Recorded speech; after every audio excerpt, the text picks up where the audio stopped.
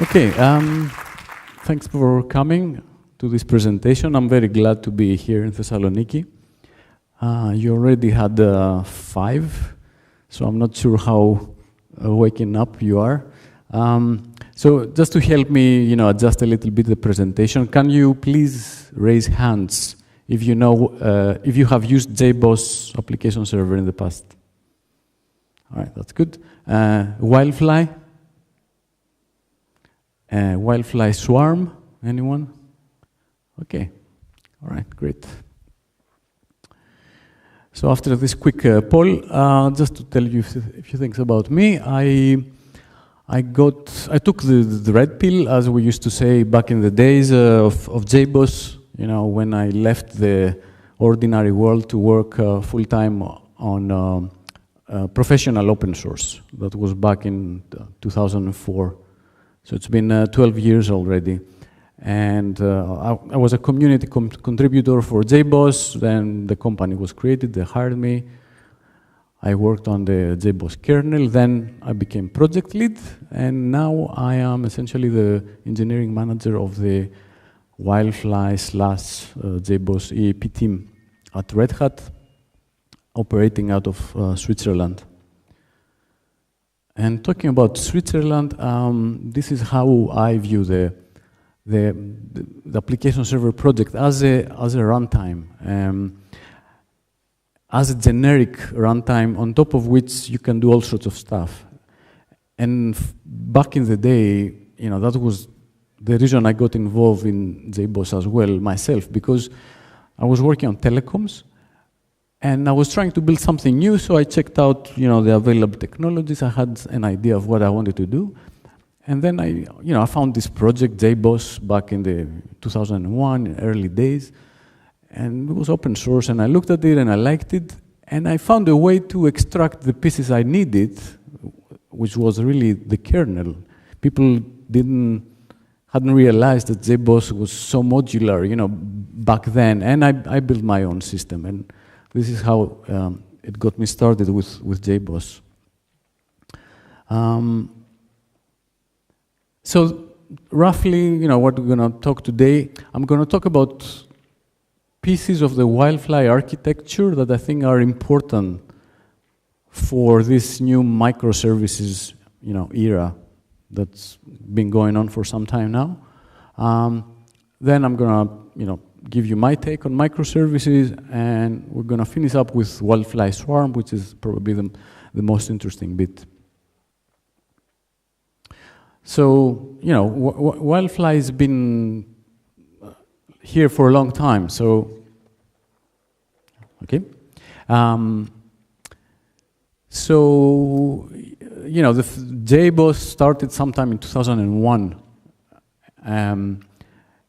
And it's been going on for 15 years, so that's like a lifetime in IT terms. But throughout this time, we've managed to, constantly evolve the project, trying to remain relevant. And there are things that, you probably haven't realized, but JBoss introduced various, innovations. So, for example, unzip and go, or deploy something in a directory, and then you have hot deployment and dynamic generation of proxies, and an aspect-oriented design where the server will do magic and introduce interceptors to implement security transactions. That was even back in JBoss 2, where we have this kernel, and then we added clustering, insta-clustering, start the servers, they discover each other. And with those, things, JBoss slowly commoditized the market that was owned pretty much by the big guys, the Oracles and the IBMs, and Sun back then. In 2006, JBoss was acquired by Red Hat. We became the middleware division, and then we applied more or less the tried and tested Red Hat strategy to break up the community projects from the product. So much like you have, Fedora, Linux, and you have Red Hat Enterprise Linux. The same way now we have what's called now WildFly, which is a community project, and JBoss EAP, Enterprise Application Platform, which is the supported offering. And throughout this history, you know, the bit was always very interesting to me was the kernel itself, the JBoss kernel. The first generation was pretty much built on top of JMX, which was a brilliant idea at the time because we essentially hijacked a spec that was meant for systems management to make it the basis for a small kernel that you would be able to plug in components, you know, and have this dynamic composition of a server. In the second generation, in JBoss 5, what we did was we brought many new ideas, like, you know, implement this functionality in an aspect-oriented way. So JBoss 5 was a truly aspect-oriented driven, you know, framework. The problem there was that we had this requirement that we had to change the kernel, but don't touch anything else. So we had to build a lot of layers of abstraction to make everything work around JBoss, you know, but by just changing the kernel, and that led to a more, you know, heavyweight, you know, bulky thing. So when we did JBoss 7, we decided that, you know, this thing won't last for long. So if we want to remain competitive, we have to try something really different. So we basically started from scratch and we built a core that is very minimal, fast, consistent, you know, something that could take us for a number of years. So we were talking about like 2009, 2010. At the core of this thing, JBoss, is what we call the modular service container, which is, you know, the kernel that manages the smallest units of the runtime, the services. Now, what's interesting for this discussion is that we have this feature that MSC can work in parallel. So when you boot JBoss, you can boot it, you know, using many available threads. Every other framework is pretty much, you know, serialized, OSGI and you name it. So, you know, technology, the way it goes is that, you know, processors stopped adding megahertz. You know, we've reached a limit, so they're adding cores. And the only way really to take advantage of that is to operate in parallel.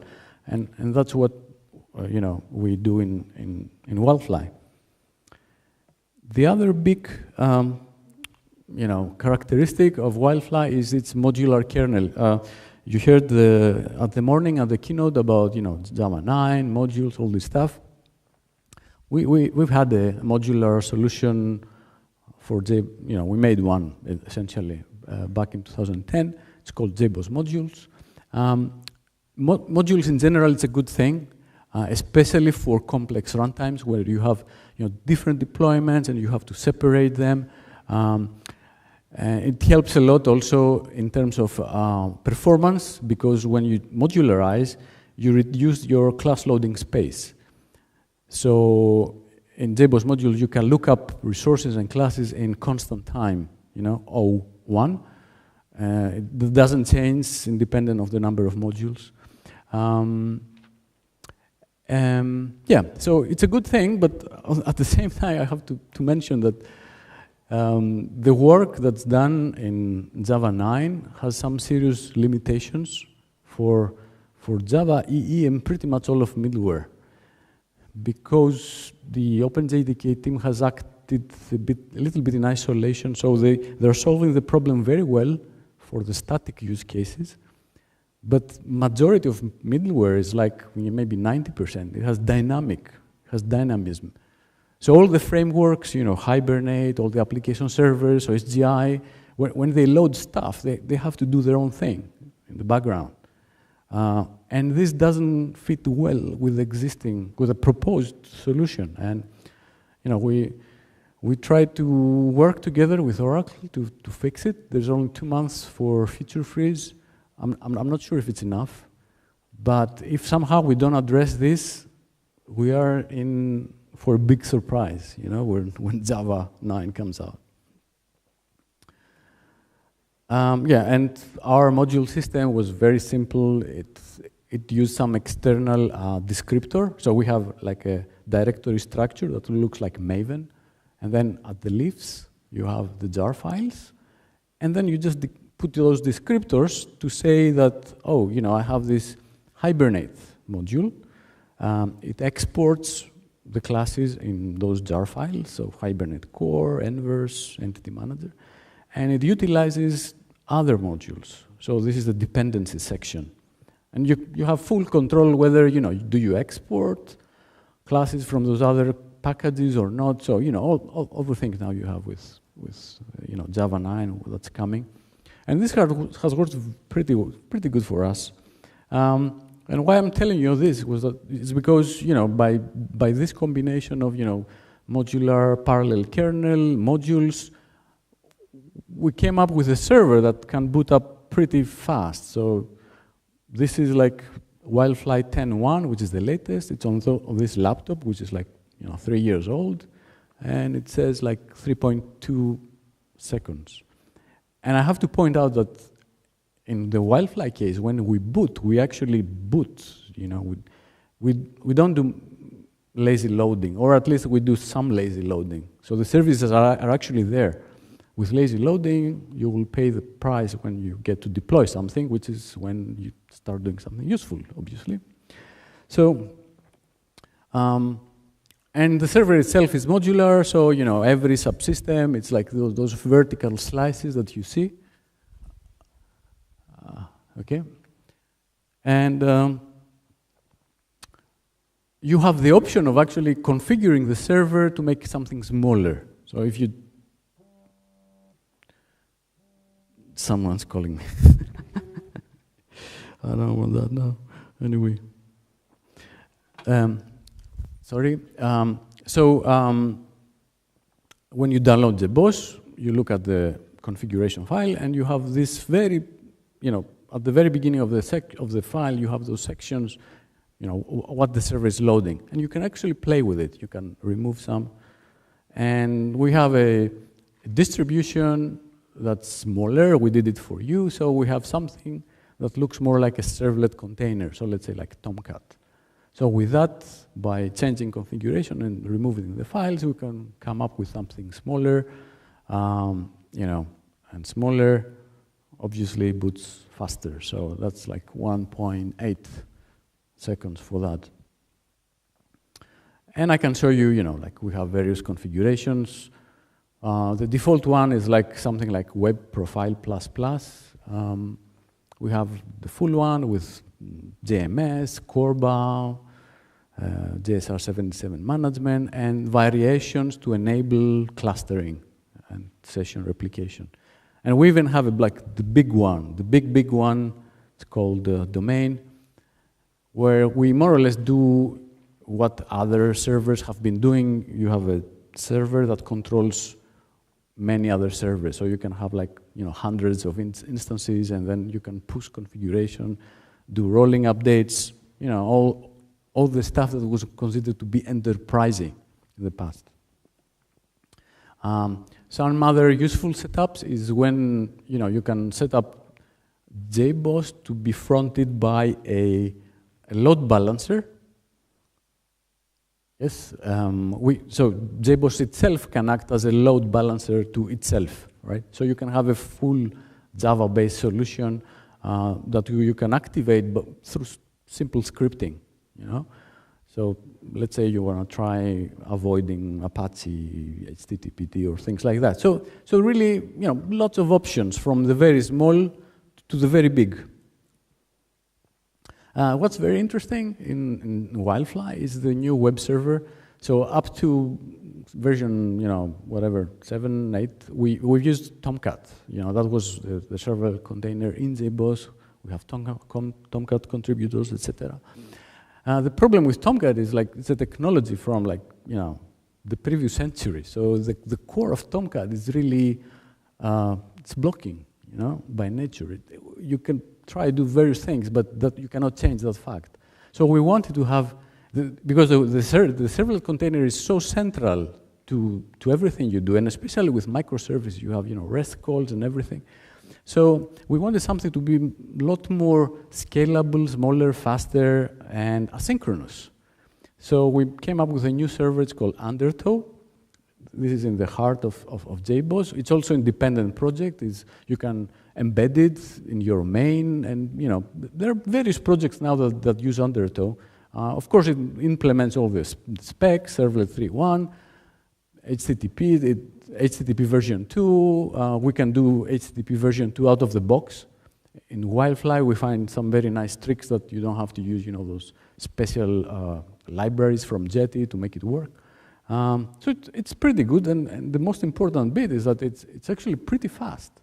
There are independent benchmarks that show Undertow to be really at the top. The only guys that are over Undertow is some, I think, experimental frameworks that pretty much write on the wire like the full, byte sequence just to construct a request. So they don't offer any useful abstraction to do useful work. So we're pretty happy with the results so far with Undertow. Other interesting features when you run in microservices in the cloud. Who knows what is HTTP upgrade? Okay, it's a method. You connect to a web server, and then you say, "Oh, I want to switch to WebSockets." And then, if the server agrees, you switch protocol, and then you use a different protocol over the same TCP socket. So that's a very good way to do WebSockets and other things. So what we do in JBoss is we use this trick to multiplex pretty much every protocol over HTTP.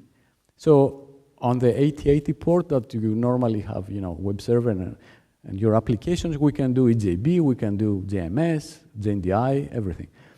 And we also have a second port used for management because normally administrators or you're DevOps, so it's you want to manage your server, so you want it more secure. So we have a second port. We could have just one port. So and over the second port, we do a HTTP REST, all the console stuff, the command line interface, it goes over that second port. So that's very nice as well. And then of course we have all this, unified configuration. At the core of the server, there's this consistent configuration model where you are able to access through multiple points. So you can access the web console, the CLI, you can do scripting with Perl or TCA, or pretty much any language. There's the REST API. You could even use, smoke signals to access the server, and it will always have a consistent configuration. And with that, I think let's talk a bit about my microservices. The full day in this room was pretty much about microservices today. So I'll try to give you like a bit of my take on that. So what are microservices? Everyone needs to have the Martin Fowler slide, so I didn't put it there because I know that you guys know already what is microservices. So it's kind of a SOA type of thing, but smaller. It has to be smaller, and you have to use any language under the sun, and you need to have the smaller two-pizza type of teams. Hopefully not the pizzas, the teams have to be smaller.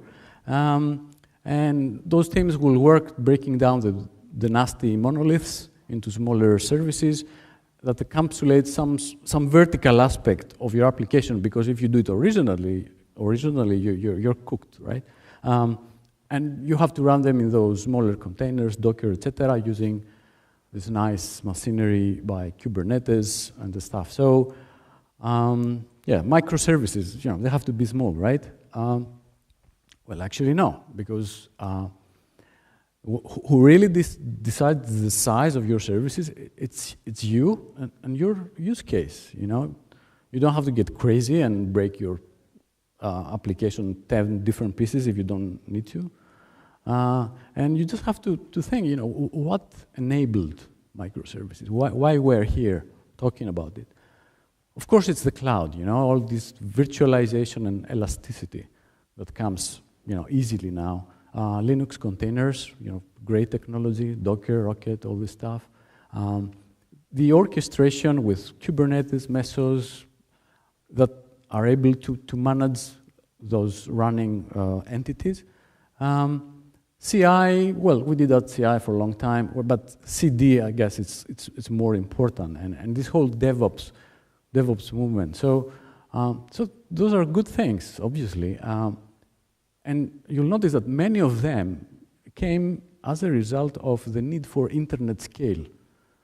So the Googles, the Twitters, the Facebooks, the Salesforce.com, Netflix, they have to solve this very difficult problem. How do you scale to millions, right? Because before, we knew how to do like thousands of connections, or dozens of thousands, or even hundreds of thousands. We can do that with traditional technology, right? But you couldn't go like to millions with that. So those guys, they have to solve the problem and come up with those new techniques. But at the same time, you know, okay, you can go microservice, but you have to get the whole package. I think you know now got the idea that you need all this stuff in some form to make it work, or you will fail miserably. So really what I want to say is, you know, you have to be careful with this. I mean, I'm doing this job maybe close to 20 years.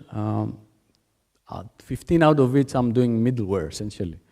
So back in the days, I remember we did Corba, you know, distributed computing. It was great. We broke up the big thing into smaller things. That was like in the previous century. So after we did that, we realized, oh, shit, now we have to worry about who comes up, who comes next, security, logging, you know, failure. Every time you touch the network, a kitten dies, right? I mean, things can go wrong. The failure is inherent. And initially, the frameworks were built in a way that said, oh, it's transparent, you know, it's like a local call, right? So you don't have to worry. Well, now we know that we have to worry, and you have to worry when you write your applications. You have to embed failure handling from day one. And another funny thing is, you know, I have this vintage picture. This is from the previous century. So this is actually Java EE back in '99. And back then, there was this idea, oh, I have those layers. And the web layer is going to call into the EGB layer. And initially, those were actually different processes. That was how that was Sun's first, you know, product. And then JBoss came and said, oh, why not put it in the same runtime? And suddenly, it became 100 times faster. You have to realize that every time you make a call over the network, it's 100 times slower than an EVM call, right? So imagine, you know, I have a sequence of steps, and every time I take the hit. So I'm just going to say that you have to be careful, and when it's very critical how you will break your application into smaller bits. So you have to do it in your own terms. You know, you have to start and really isolate the bits that make sense, and not more, because it's going to be difficult. Yeah. I'm sure in 2 years' time there will be, you know, some different conferences that says Uber services as the cool thing. It will be the new trend. The interesting bit for me is it's a slightly different view of microservices, in the sense that, you know, we have now this airplane, you know, Boeing or Airbus, and it's very advanced thing, you know, it offers lots of function, has power and everything. But now we want to move to a different model, where I go and say, okay, I want to fly, so I want to take a parachute and an engine, and I put it in my bag, and, you know, now it works. I'm microservicing, and I can have multiple copies of that. So if one goes down, you know, we don't care. Another one will. So it's an interesting model to put your application more in the center of things. So I think that's probably one of the most interesting things about microservices, change our mindset of how we write application. So having said that, you know, welcome to WildFly Swarm. WildFly Swarm is, you know, a way to break down the application server and reconstruct it. So basically, take the things you need, put them together with your application, make a fat jar, execute it. And not only the pieces of the server, which is like Java EE mostly, but lots of other things that are necessary now to operate in the cloud, like Netflix libraries, for example. It's a sister project of WildFly.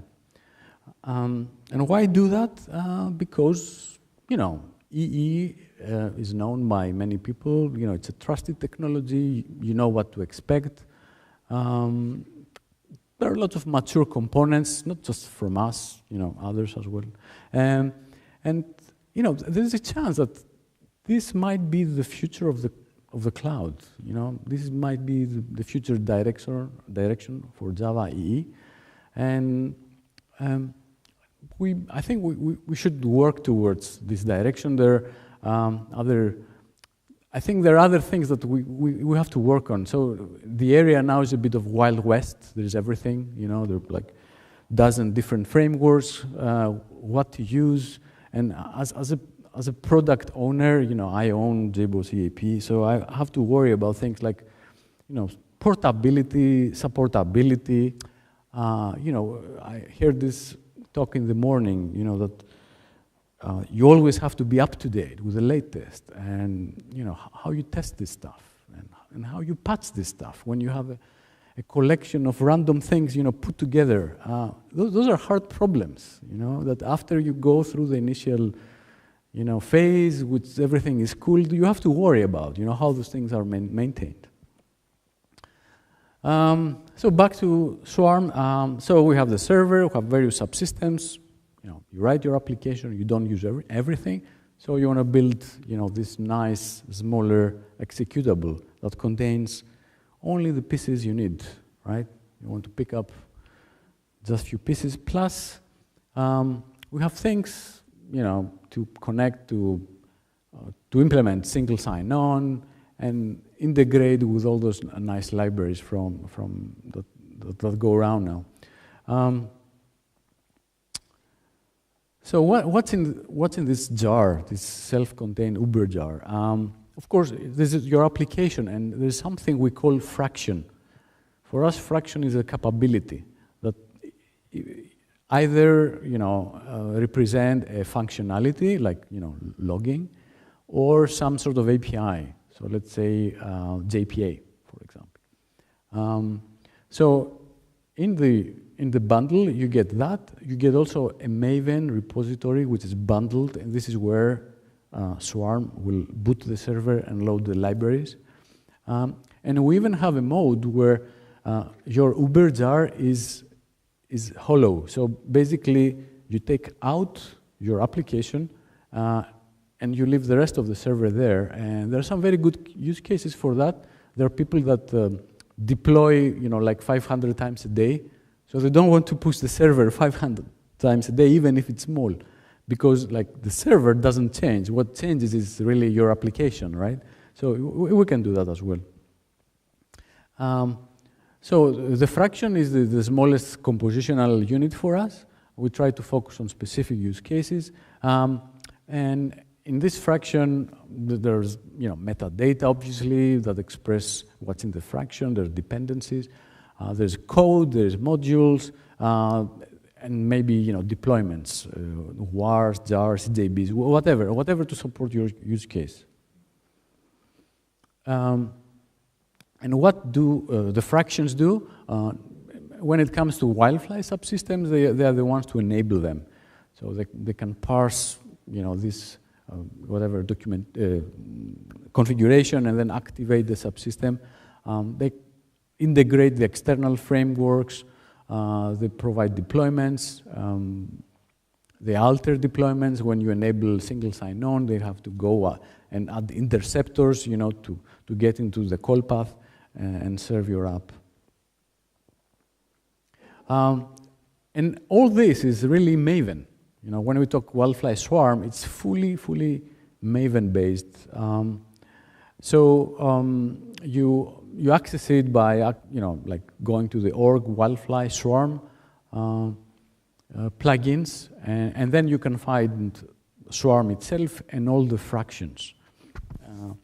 If you look there, we have included one fraction called undertow, which is the web server.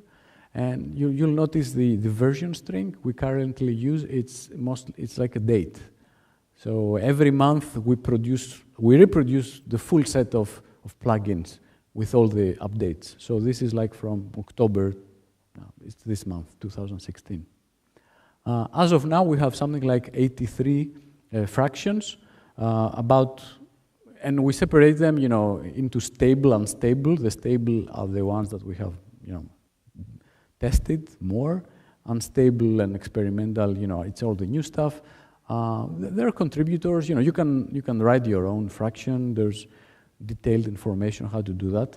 And about half of them now, they really bundle some WildFly component. Half of them are external things, and more are coming as we go. So where do we start? Of course, you go to the website and you check out the generator, right? Every project needs to have a generator, so we have one. So you go there and you can, add the package, an artifact ID, and then you declare, what's the fractions you want to include in this. And there's a list of fractions, and for this example, I typed microprofile. So does anyone know what is microprofile? Well, if I have time, I'll tell you more at the end, but microprofile for this example is really three things. It's JAX-RS, CDI, and JSON processing. So those three APIs. So you go to the website, you click, and then you get back this zip file, which is demo zip. It contains just two things. So just a Java class to get you started. So it shows you how to implement the REST endpoint. And the cool thing is there's nothing proprietary there, right? Because I've seen some examples in the past and they have weird classes. So all is standard, no WildFly or Jebo stuff in there. So it's just a simple endpoint that will return, hello from WildFly Swarm. Now the interesting bit is really what goes into the POM XML descriptor, which is the thing at the left is what really activates WildFly Swarm. It's the Swarm plugin. So you need to paste this piece into your POM, and it has this package target. So that activates Swarm. And in this example, because we typed microprofile, on the right-hand side, you can see that the generator produced this dependency, the WildFly Swarm fraction. So it says org WildFly Swarm microprofile, which tells Swarm, bring me this and everything this depends upon. So then you go and build it. Maven package, that's all you need to do. And you get back this, fat jar. And then you can go and say, Maven, WildFly Swarm, run. You can run it, or you can just go out and run it yourself. Java -jar demo Swarm jar, and it will execute itself. You can do it from the IDE, right-click, run. Swarm will generate the main function, or you can provide your own. It's a choice. So when you do that, and then the thing runs. It's a server. You have this nice list of fractions. So for this example, we said I want microprofile, and microprofile actually depends on things that depend on other things. So it brought something like 12 fractions to implement microprofile. And then the server boots, and we're happy. So 1.5 seconds, not bad. And the actual fat jar in this case is like about 9.3 megabytes, which is okay. I mean, the full server would be something like 100 something. So that's a good size. Now, if you look into the jar, you'll find your little war somewhere there in the Bootstrap directory. You'll find a Maven repository that's embedded into the jar where we load pretty much everything.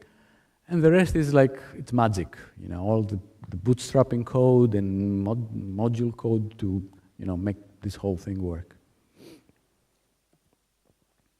Now, an interesting thing is this auto-detecting ability. So if you go at your POM and then you just don't include any dependencies, you just include the Swarm plugin, right? Then Swarm will go into auto-detect mode. And it will scan your classes, and it will try to derive what fractions you probably want to use. So if you run this in this example, then I pasted the output from the building thing. So it says, oh, I detected the JAX-RS. All right, so I will bring JAX-RS and everything JAX-RS depends upon. So in this case, it will leave out 3 fractions. It will leave out bin validation, CDI, and transactions. So that's not too bad, actually, because if you build this, you will get this even smaller jar, 4.3 megabytes, and boot time will drop a little bit more. So not too bad, I mean, you can try this, or you can even combine auto-detection with explicit dependencies. You have all the options available. So how this thing is configured? Well, we use configuration by convention. So there are sensible defaults for everything. You can run the example and it will run out of the box. There are system properties to override the most popular settings. Ports, security things, and etc. And there is even a way, if you are familiar with WildFly, you can feed in, the configuration file for WildFly, and this will override the defaults. Or you can even feed in fractions of this configuration file to override specifically, I don't know, thread pooling or data sources. And if you really want to take things in your hands, there's an option to take over the main function. And from there, you can do everything. Because what we do is, from the configuration file of GBoss, there's a nice schema to describe it, we generate the code, we generate the Fluent API that gives you access to all those components in the server. So you can play with this and adjust every little detail. So how do I take control of main? That's how you do it. You have to create the container yourself. So you have to say, I want a new Swarm container. And then in this container, I start adding fractions. So in this case, we instantiate a JAX-RS fraction. And because we don't do anything else, it will just take the defaults for this fraction. And then you just start, deploy, and that's it. That's how you can treat your main. And then if you want to actually go and do more advanced stuff, that's an example, how in code you can set up a JDBC driver and set up a data source. So you can see that all the aspects of the WildFly configuration are exposed as Java code, right? And to find out more, go to the website of Swarm. It's very nice. There's a very friendly and vibrant community, brewing there. So we welcome, new ideas, contributors. We really want to, shape Swarm to be something useful for you. And I think with that, I think the future is bright. We can still hope something good will come out of Java EE. We can build up on top of what we've built in the past and all the experience we have. And I think I have a few more minutes. I can talk a bit about this microprofile thing. So what it is, there was some Java EE didn't move much. I think mostly because of Sun. So there was a an effort from the community, from independent vendors like Red Hat, IBM, Tommy Bright, and Payara, the support Glassfish, to come up with something, to move things forward. So all those guys came together and say, let's try to see what's missing in Java EE to do microservices. And the result of this was this proposal for a new profile called the micro profile, which is really minimal. And there's a questionnaire. You can go there and say, I want also to add this and this, and the idea is that we want to prototype this in the community very fast. And when it comes to a point where it's actually useful, we can go back to Oracle and say, okay, now we want, to formalize this and make it, a formal profile. And this is probably the way forward, to help, move things a little bit. So I think I'm done. I can take a few questions if you want. Yes, of course. Thank you very much. Questions? We don't have any questions, so thank you very much.